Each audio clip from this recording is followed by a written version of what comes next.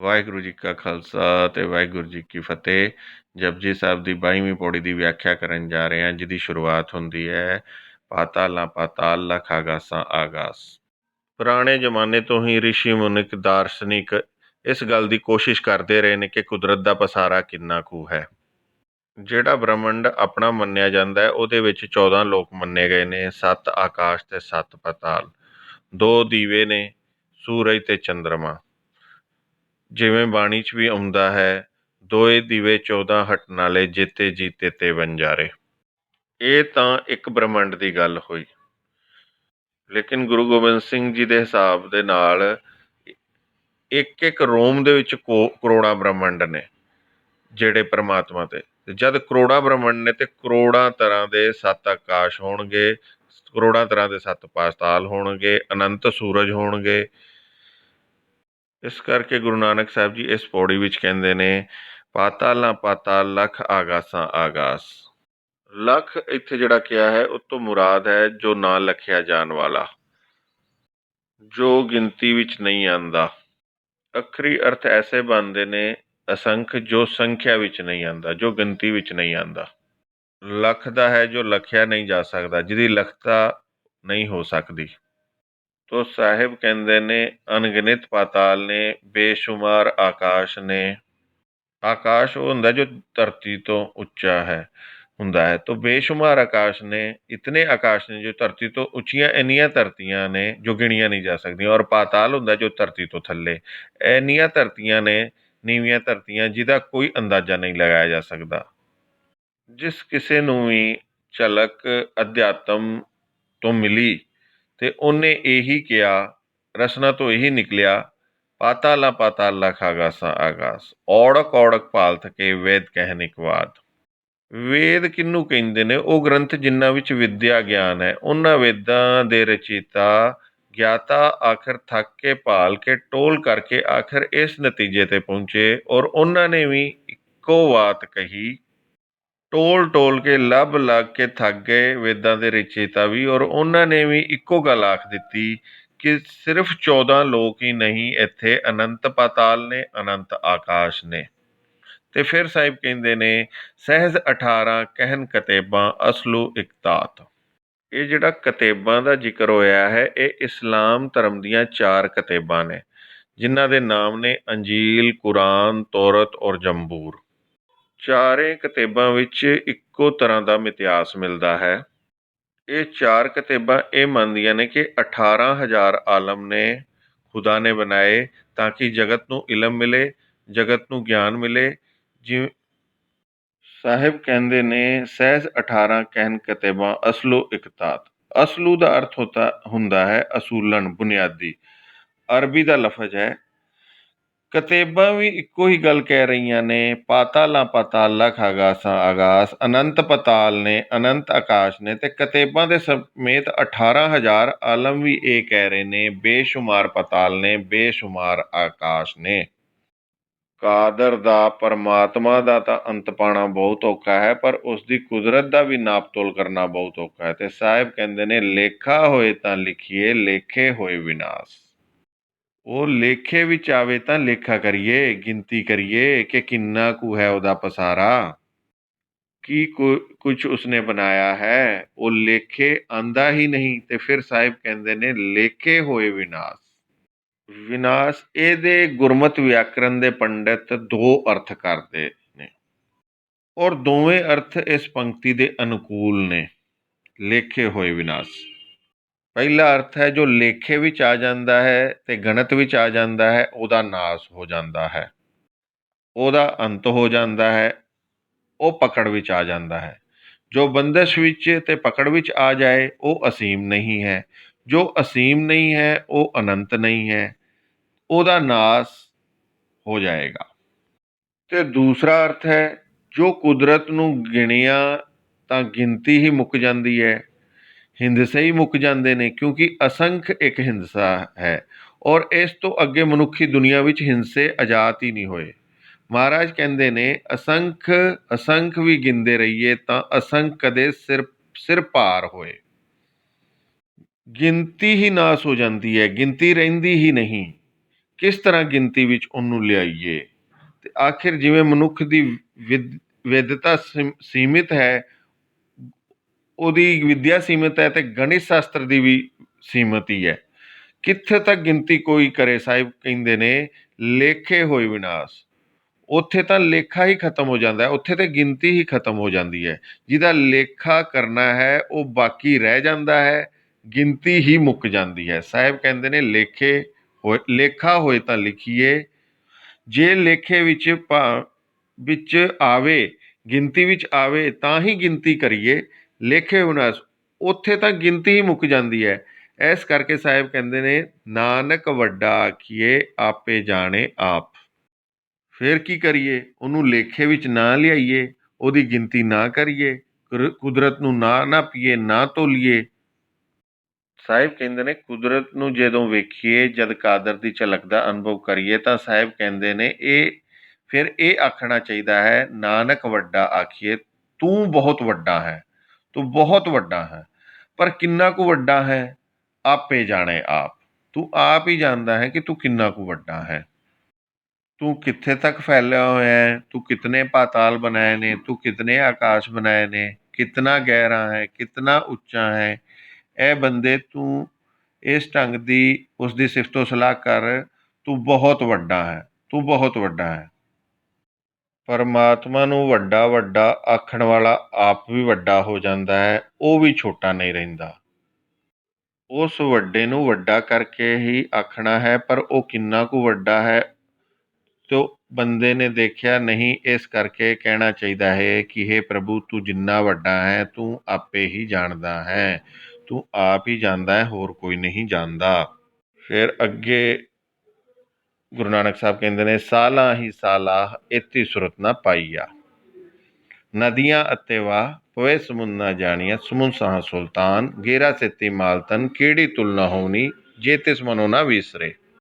ਇਹ ਤਾਂ ਠੀਕ ਹੈ ਕਿ ਸਿਫਤੋ ਸਲਾਹ ਕਰਨ ਵਾਲਿਆਂ ਨੂੰ ਉਸਦਾ ਅੰਤ ਨਹੀਂ ਪਾਇਆ, ਵੱਡਾ ਵੱਡਾ ਆਖਣ ਵਾਲੇ ਵੀ ਉਸਦੀ ਵਡਿਆਈ ਦਾ ਹਿਸਾਬ ਨਹੀਂ ਰੱਖ ਸਕੇ। ਪਰ ਮਹਾਰਾਜ ਕਹਿੰਦੇ ਨੇ ਇਸ ਦਾ ਇਹ ਮਤਲਬ ਨਹੀਂ ਕਿ ਜਿਨ੍ਹਾਂ ਨੇ ਵੱਡਾ ਵੱਡਾ ਆਖਿਆ ਉਹਨਾਂ ਦਾ ਵੱਡਾ ਵੱਡਾ ਆਖਣਾ ਵਿਅਰਥ ਚਲਾ ਗਿਆ, ਉਹਨਾਂ ਦੀ ਕੀਤੀ ਹੋਈ ਸਿਫਤੋ ਸਲਾਹ ਵਿਅਰਥ ਚਲੀ ਗਈ। ਸਾਹਿਬ ਕਹਿੰਦੇ ਨੇ ਵਿਅਰਥ ਨਹੀਂ ਜਾਂਦੀ ਕਦੀ ਵੀ।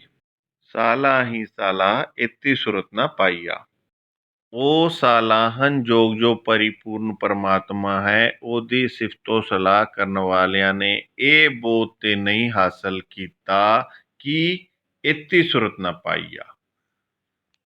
ਇਹ ਤਾਂ ਉਹਨਾਂ ਨੂੰ ਨਹੀਂ ਮਿਲ ਸਕੀ, ਤੈਅ ਨਹੀਂ ਮਿਲ ਸਕੀ ਉਹਦੀ ਕਿ ਉਹ ਕਿੰਨਾ ਕੁ ਵੱਡਾ ਹੈ। ਪਾਤਾਲ ਕਿਤਨੇ ਨੇ, ਆਕਾਸ਼ ਕਿੰਨੇ ਨੇ, ਇਹ ਤੇ ਨਹੀਂ ਪਤਾ ਲੱਗਾ। ਲੇਕਿਨ ਉਹਨਾਂ ਦਾ ਆਖਣਾ ਵਿਅਰਥ ਨਹੀਂ ਗਿਆ। ਵੱਡਾ ਵੱਡਾ ਆਖਣ ਨਾਲ ਉਹਨਾਂ ਨੂੰ ਬਹੁਤ ਵੱਡਾ ਫਲ ਮਿਲਿਆ ਕਿ ਨਦੀਆਂ ਅਤੇ ਵਾਹ ਪਵੈ ਸਮੁੰਦ ਨਾ ਜਾਣੀਆਂ। ਜਿਵੇਂ ਨਾਲੇ, ਦਰਿਆ, ਨਦੀਆਂ ਸਾਗਰ ਤੱਕ ਪਹੁੰਚਦੀਆਂ ਨੇ ਤੇ ਸਾਗਰ ਵਿੱਚ ਲੀਨ ਹੋ ਜਾਂਦੀਆਂ ਨੇ, ਉਹ ਸਾਗਰ ਦੀ ਕੀ ਗਿਣਤੀ ਕਰਨ, ਉਹ ਤਾਂ ਸਾਗਰ ਦਾ ਹੀ ਰੂਪ ਹੋ ਗਈਆਂ ਨੇ। ਇਸ ਤਰ੍ਹਾਂ ਸਿਫਤੋ ਸਲਾਹ ਕਰਨ ਵਾਲੇ ਪਰਮਾਤਮਾ ਦਾ ਰੂਪ ਹੋ ਗਏ ਹਨ। ਉਹ ਉਸ ਨੂੰ ਵੱਡਾ ਵੱਡਾ ਆਖਣਾ ਚਾਹੁੰਦੇ ਸਨ ਕਿ ਉਹ ਕਿੰਨਾ ਕੁ ਵੱਡਾ ਹੈ, ਔਰ ਉਸ ਵੱਡੇ ਵਿੱਚ ਹੀ ਲੀਨ ਹੋ ਗਏ। ਧਾਰਮਿਕ ਦੁਨੀਆ ਵਿੱਚ ਇੱਕ ਗਾਥਾ ਹੈ ਕਿ ਇੱਕ ਨਮਕ ਦੀ ਨਿੱਕੀ ਜਿਹੀ ਰੋੜੀ ਨੇ ਸੋਚਿਆ ਕਿ ਮੈਂ ਦੇਖਣਾ ਹੈ ਕਿ ਸਾਗਰ ਕਿੰਨਾ ਕੁ ਗਹਿਰਾ ਹੈ, ਇਹਦੀ ਤਹਿ ਨੂੰ ਮੈਂ ਵੇਖਣਾ ਹੈ ਕਿੱਥੋਂ ਤੱਕ ਫੈਲਿਆ ਹੋਇਆ, ਔਰ ਇਹਦੇ ਵਿੱਚ ਕਿੰਨਾ ਕੁ ਜਲ ਹੈ। ਬੜੇ ਮਾਣ ਨਾਲ ਉਸਨੇ ਟੁਬਕੀ ਲਾਈ ਔਰ ਬੜੇ ਹੌਸਲੇ ਨਾਲ ਆਪਣੇ ਸਾਥੀਆਂ ਨੂੰ ਕਹਾ ਮੈਂ ਹੁਣੇ ਵਾਪਿਸ ਆ ਜਾਣਾ ਹੈ, ਫਿਰ ਤੁਹਾਨੂੰ ਦੱਸਾਂ ਦਿਆਂਗੇ ਕਿ ਸਮੁੰਦਰ ਕਿੰਨਾ ਕੁ ਹੈ। ਗੋਤਾ ਲਾਇਆ ਉਸਨੇ, ਟੁੱਬੀ ਲਾਈ, ਕਿਨਾਰੇ 'ਤੇ ਖੜੀਆਂ ਨਮਕ ਦੀਆਂ ਰੋੜੀਆਂ ਉਸ ਰੋੜੀ ਦਾ ਇੰਤਜ਼ਾਰ ਕਰਨ ਲੱਗੀਆਂ ਜਿਸ ਨੇ ਗੋਤਾ ਲਾਇਆ ਹੈ, ਡੁਬਕੀ ਲਾਈ ਹੈ। ਡੁਬਕੀ ਜੈਸੇ ਗਹਿਰੀ ਹੁੰਦੀ ਗਈ, ਨਮਕ ਗਲਦਾ ਗਿਆ, ਰੋੜੀ ਗਲਦੀ ਗਈ, ਗਲ ਕੇ ਸਾਗਰ ਦਾ ਰੂਪ ਹੀ ਹੋ ਗਈ। ਕਹਿੰਦੇ ਨੇ ਬਾਕੀ ਨਮਕ ਦੀਆਂ ਰੋੜੀਆਂ ਅਜੇ ਵੀ ਕਿਨਾਰੇ 'ਤੇ ਖੜੀਆਂ ਨੇ ਕਿ ਕਦੋਂ ਉਹ ਨਮਕ ਦੀ ਰੋੜੀ ਬਾਹਰ ਆਵੇ ਤੇ ਸਾਨੂੰ ਦੱਸੇ ਕਿ ਸਾਗਰ ਕਿੰਨਾ ਕੁ ਹੈ, ਸਮੁੰਦਰ ਕਿੰਨਾ ਕੁ ਹੈ। ਹੂ ਬਹੂ ਇਹੀ ਗੱਲ ਸੰਤ ਜਨਾਂ ਦੀ ਹੈ।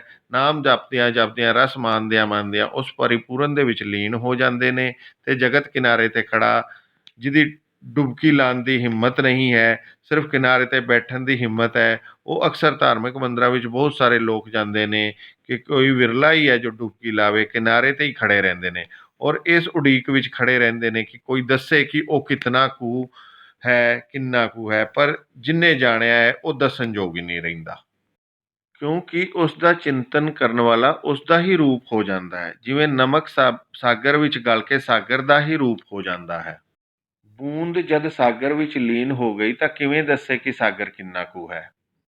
ਜਿਵੇਂ ਨਦੀਆਂ ਸਾਗਰ ਵਿੱਚ ਮਿਲ ਕੇ ਆਪਣੀ ਪਹਿਚਾਣ ਖੋ ਦਿੰਦੀਆਂ ਨੇ, ਪਤਾ ਨਹੀਂ ਲੱਗਦਾ ਕਿ ਗੰਗਾ ਕਿਹੜੀ ਹੈ, ਯਮੁਨਾ ਕਿਹੜੀ ਹੈ, ਉਹ ਖੋ ਜਾਂਦੀਆਂ ਨੇ। ਹੂ ਬਹੂ ਜਦ ਕੋਈ ਪਰਮਾਤਮਾ ਵਿੱਚ ਲੀਨ ਹੁੰਦਾ ਹੈ, ਮਜ਼ਹਬ ਖੋ ਜਾਂਦਾ ਹੈ, ਜਾਤ ਪਾਤ ਖੋ ਜਾਂਦੀ ਹੈ, ਭਾਸ਼ਾ ਪ੍ਰਾਂਤ ਦੇ ਵਿਤਕਰੇ ਵੀ ਖੋ ਜਾਂਦੇ ਨੇ, ਉੱਥੇ ਤਾਂ ਉਹਦੇ ਵਿੱਚ ਪਰਮਾਤਮਾ ਹੁੰਦਾ ਹੈ ਤੇ ਪਰਮਾਤਮਾ ਵਿੱਚ ਉਹ ਹੁੰਦਾ ਹੈ, ਬਾਕੀ ਸਭ ਕੁਝ ਮਿਟ ਜਾਂਦਾ ਹੈ। ਸਮਗਰ ਸੰਸਾਰ ਉਹਨਾਂ ਦੀ ਵਿਰਾਸਤ ਬਣ ਜਾਂਦਾ ਹੈ। ਐਸਾ ਕਰਕੇ ਸਾਰਾ ਜਗਤ ਉਹਨਾਂ ਨੂੰ ਆਪਣਾ ਹੀ ਦਿਖਾਈ ਦਿੰਦਾ ਹੈ।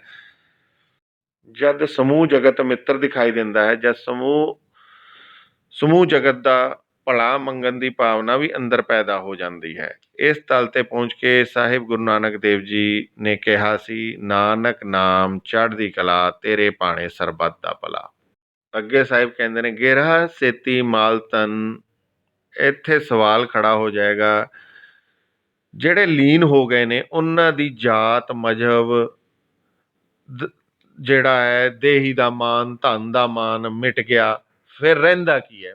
ਫਿਰ ਤਾਂ ਕੁਛ ਨਾ ਰਹਿ ਗਿਆ, ਕਿਉਂਕਿ ਇੰਨਾ ਮਾਨਾ ਕਰਕੇ ਤੇ ਮਨੁੱਖ ਜਿੰਦੇ ਨੇ।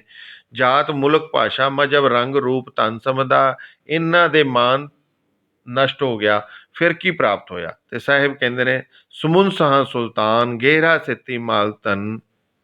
ਕੋਈ ਮਨੁੱਖ ਇਤਨਾ ਵੱਡਾ ਬਾਦਸ਼ਾਹ ਹੋਵੇ ਜਿਤਨਾ ਕਿ ਧਰਤੀ ਉੱਪਰ ਸਮੁੰਦਰ ਦਾ ਪਾਣੀ, ਕੋਈ ਇਹੋ ਜਿਹਾ ਰਾਜਾ ਤਾਂ ਹਾਲੇ ਤੱਕ ਹੋਇਆ ਹੀ ਨਹੀਂ ਵੈਸੇ। ਔਰ ਅਗਰ ਫਿਰ ਵੀ ਕੋਈ ਇੰਨਾ ਵੱਡਾ ਰਾਜਾ ਜਾਂ ਭੂਮੀ ਦਾ ਮਾਲਕ ਹੋਵੇ ਔਰ ਉਹਦੀ ਧਨ ਸੰਪਦਾ ਇੰਨੀ ਹੋਵੇ ਕਿ ਗੇਰਾ ਸਿੱਤੀ ਮਾਲਤਨ, ਜਿੰਨੇ ਜ਼ਮੀਨ ਦੇ ਉੱਚੇ ਉੱਚੇ ਪਹਾੜ ਨੇ, ਇਤਨਾ ਹੀ ਉਸਦੇ ਘਰ ਸੋਨਾ ਹੋਵੇ, ਚਾਂਦੀ ਹੋਵੇ, ਜਵਾਹਰਾਤ ਹੋਣ, ਮੋਤੀ ਹੋਣ, ਉਹ ਇਤਨਾ ਧਨਵਾਨ ਹੋਵੇ, ਤੇ ਸਾਹਿਬ ਕਹਿੰਦੇ ਨੇ, ਕੀੜੀ ਤੁਲਨਾ ਹੋਣੀ, ਚੇਤੇ ਸਮਨੋ ਨਾ ਵਿਸਰੇ। ਕੀੜੀ ਦੇ ਸਮਾਨ ਹੈ ਉਹ ਬੰਦਾ, ਜਿਵੇਂ ਕਿ ਜਾਨਵਰਾਂ ਵਿੱਚੋਂ ਕੀੜੀ ਸਭ ਤੋਂ ਛੋਟੀ ਹੁੰਦੀ ਹੈ, ਕੀੜੇ ਮਕੌੜਿਆਂ ਵਿੱਚੋਂ ਕੀੜੀ ਸਭ ਤੋਂ ਛੋਟੀ ਹੁੰਦੀ ਹੈ, ਭਾਵ ਜੈਸਾ ਕਿ ਕੀੜੀ ਦਾ ਕੋਈ ਆਕਾਰ ਕੁਛ ਨਹੀਂ, ਐਸਾ ਉਸਦੀ ਹਸਤੀ ਹੋਵੇ।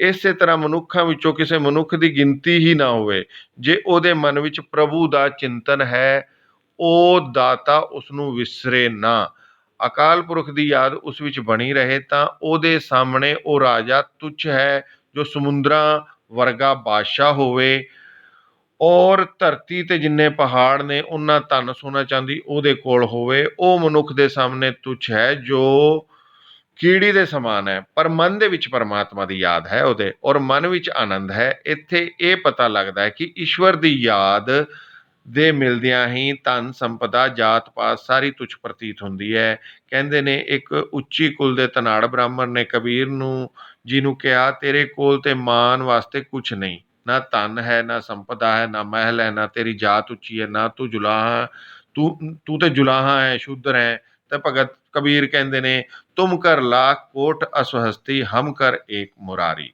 ਤੁਹਾਡੇ ਘਰ ਹਾਥੀ ਘੋੜੇ ਨੇ, ਮਹਿਲ ਧਨ ਸੰਪਦਾ ਹੈ, ਤੇ ਮੇਰੇ ਹਿਰਦੇ ਵਿੱਚ ਉਹ ਹੈ ਜੋ ਸਭ ਕੁਝ ਦੇਣ ਵਾਲਾ ਹੈ। ਤੁਹਾਡੇ ਕੋਲ ਕ੍ਰਿਤ ਹੈ, ਮੇਰੇ ਕੋਲ ਕਰਤਾ ਹੈ। ਤੁਹਾਡੇ ਕੋਲ ਕ੍ਰਿਤ ਦਾ ਰਸ ਹੈ, ਮੇਰੇ ਕੋਲ ਕਰਤੇ ਦਾ ਰਸ ਹੈ। ਜਿਹਦੀ ਕ੍ਰਿਤ ਵਿੱਚ ਇੰਨਾ ਰਸ ਹੈ, ਉਸ ਕਰਤੇ ਵਿੱਚ ਕਿਤਨਾ ਕੁ ਰਸ ਹੋਵੇਗਾ। ਫਿਰ ਕਬੀਰ ਜੀ ਕਹਿੰਦੇ ਨੇ, ਕਹੋ ਕਬੀਰ ਨਿਰਧਨ ਹੈ ਸੋਈ, ਜਾਂ ਕੇ ਹਿਰਦੇ ਨਾਮ ਨ ਹੋਈ। ਬਾਬਾ ਫਰੀਦ ਜੀ ਵੀ ਇਹ ਕਹਿੰਦੇ ਨੇ, ਤਿੰਨਾ ਮੁਖ ਡਰਾਵਨੇ, ਜਿਨ੍ਹਾਂ ਵਿਸਾਰਿਓ ਨਾਉ। ਇੱਥੇ ਦੁੱਖ ਕਨੇਰਿਆਂ ਅੱਗੇ ਠੋਰ ਨਾ ਠਾਓ। ਜਿਨ੍ਹਾਂ ਨੇ ਨਾਮ ਨੂੰ ਭੁਲਾ ਦਿੱਤਾ ਹੈ, ਉਹਨਾਂ ਦੇ ਮੁਖ ਡਰਾਵਨੇ ਨੇ। ਉਹ ਤੇ ਉਸ ਚੋਲੇ ਦੀ ਤਰ੍ਹਾਂ ਨੇ ਜਿਹਦੇ ਵਿੱਚ ਵਜੂਦ ਹੀ ਨਹੀਂ ਰਹਿੰਦਾ, ਉਹ ਤਾਂ ਮ੍ਰਿਤਕ ਨੇ, ਮੁਰਦਾ ਨੇ। ਤੇ ਸਾਹਿਬ ਜੀ ਦਾ ਫੁਰਮਾਨ ਹੈ, ਕੀੜੀ ਵਰਗੀ ਕਿਸੇ ਦੀ ਹਸਤੀ ਹੋਵੇ, ਪਰ ਪਰਮਾਤਮਾ ਦਾ ਨਾਮ ਉਹਦੇ ਹਿਰਦੇ ਵਿੱਚ ਹੋਵੇ, ਤਾਂ ਸਾਰੀ ਸ੍ਰਿਸ਼ਟੀ ਦਾ ਰਾਜਾ ਵੀ ਉਸਦੇ ਸਾਹਮਣੇ ਤੁੱਛ ਹੈ। ਇਹ ਠੀਕ ਹੈ ਕਿ ਉਹ ਪਰਮਾਤਮਾ ਦਾ ਅੰਤ ਤੇ ਨਹੀਂ ਪਾ ਸਕਦੇ, ਪਰ ਪਰਮਾਤਮਾ ਦਾ ਚਿੰਤਨ ਕਰਦਿਆਂ ਕਰਦਿਆਂ ਔਰ ਪਰਮਾਤਮਾ ਦਾ ਰੂਪ ਹੋ ਜਾਂਦੇ ਨੇ, ਉਹ ਪਰਮਾਤਮਾ ਦੇ ਗੁਣਾਂ ਦੇ ਮਾਲਿਕ ਹੋ ਜਾਂਦੇ ਨੇ। ਤੇ ਇਹ ਸੀ ਜਪਜੀ ਸਾਹਿਬ ਦੀ 22ਵੀਂ ਪੌੜੀ ਦੀ ਵਿਆਖਿਆ। ਪਾਤਾਲ ਨਾ ਪਾਤਾਲ, ਲੱਖ ਆਗਾਸਾਂ ਆਗਾਸ, ਔੜਕ ਔੜਕ ਭਾਲ ਥਕੇ, ਵੇਦ ਕਹਿਨ ਇਕ ਬਾਤ, ਸਹਿਜ 18 ਕਹਿਨ ਕਤੇਬਾ ਅਸਲੂ ਇਕਤਾਤ, ਲੇਖਾ ਹੋਏ ਤਾਂ ਲਿਖੀਏ, ਲੇਖੇ ਹੋਏ ਵਿਨਾਸ਼, ਨਾਨਕ ਵੱਡਾ ਆਖੀਏ, ਆਪੇ ਜਾਣੇ ਆਪ। ਵਾਹਿਗੁਰੂ ਜੀ ਕਾ ਖਾਲਸਾ ਤੇ ਵਾਹਿਗੁਰੂ ਜੀ ਕੀ ਫਤਿਹ। ਤੇ ਇਸ ਦੇ ਵਿੱਚ ਅਸੀਂ 23ਵੀਂ ਪੌੜੀ ਦੀ ਵੀ ਵਿਆਖਿਆ ਕੀਤੀ ਹੈ। ਸਾਲਾ ਹੀ ਸਾਲਾ ਏਤੀ ਸੁਰਤ ਨਾ ਪਾਈਆ, ਨਦੀਆਂ ਅਤੇ ਵਾਹ ਪਵੇ ਸਮੁੰਦ ਨਾ ਜਾਣੀਐ, ਸਮੁੰਦ ਸਾਹ ਸੁਲਤਾਨ ਗਿਰਹਾ ਸੇਤੀ ਮਾਲਤਨ, ਕੀੜੀ ਤੁਲਨਾ ਹੋਵਨੀ ਜੇ ਤਿਸ ਮਨੋ ਨਾ ਵਿਸਰੈ ਹੈ। ਮਤਲਬ 22ਵੀਂ ਔਰ 23ਵੀਂ ਪੌੜੀ ਦੋਨੋਂ ਦੀ ਵਿਆਖਿਆ ਇਸ ਦੇ ਵਿੱਚ ਹੋ ਚੁੱਕੀ ਹੈ।